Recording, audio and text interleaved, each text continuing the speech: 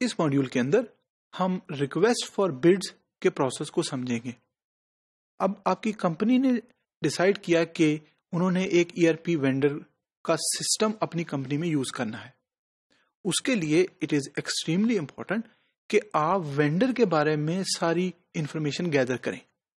جب آپ نے وینڈر کے بارے میں ساری انفارمیشن گیدر کر لی تو in most of the company they put out a request for bid. اب وہ کیا ہوتی ہے اس کو ذرا سمجھتے ہیں. Request for bid is a solicitation often made through a bidding process by an agency or a company interested in procurement of a commodity, service, or valuable assets to potential suppliers to submit business proposal. اب اس کو ذرا سمجھتے ہیں. وہ company کہ جو کوئی service یا کموڈٹی، پروکیورمنٹ کا مطلب یہ ہے کہ اس نے اس سروس یا اس سسٹم کو بائی کرنا ہے، اس کے لیے دے ول کریٹ ریکویسٹ فار بڈ تاکہ جو سپلائر ہیں یا جو وینڈرز ہیں وہ ریپلائی کر سکیں based on that request for bid. تو کمپنی جس نے امپلیمنٹ کرنا ہے یہ ERP system will put out a request for bids. RFB presents preliminary requirements for the service and may dictate the exact structure and format of vendor's response. تو وہ company جو RFB put out کرے گی they will in that RFB they will have mentioned the preliminary requirements کہ ہماری function requirement کیا ہے، technical requirements کیا ہے، نان فنکشن ریکوائرمنٹس کیا ہے، ہماری کمپنی کا سائز کیا ہے، کس کام کے لیے ہم نے ERP سسٹم لانا ہے. تو پریلیمنری ریکوائرمنٹس آلریڈی اس RFB میں موجود ہوں گی.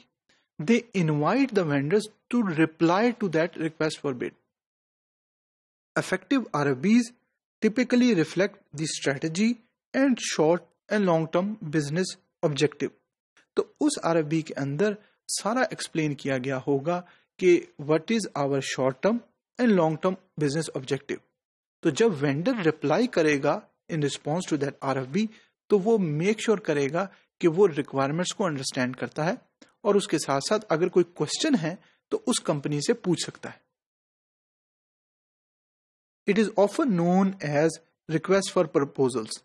تو in some cases it is consider RFB یا ادر کیسز کے اندر اس کو RFB بھی کہا جاتا ہے. Expensive and time consuming process for both the company and the vendor.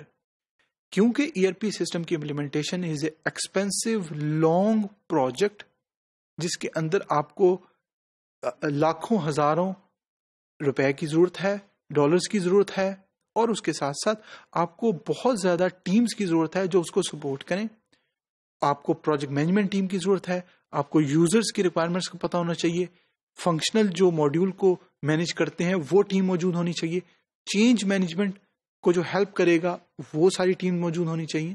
تو اٹ از ایکسٹریملی امپورٹنٹ کہ آپ کو اوور آل کمپنی کے جو ریکوائرمنٹس ہیں وہ کیا ہیں تاکہ وینڈر اسے in response to RFP reply کر سکے. But it can yield significant software saving when done right.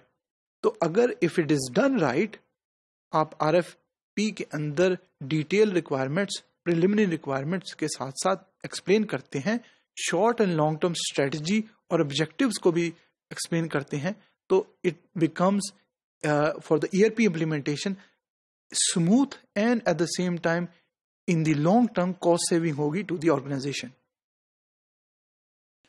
RFB consideration for a request for bids to yield effective and appropriate proposal, it should always include the following. ان کو ذرا review کرتے ہیں وہ کیا کیا ہیں.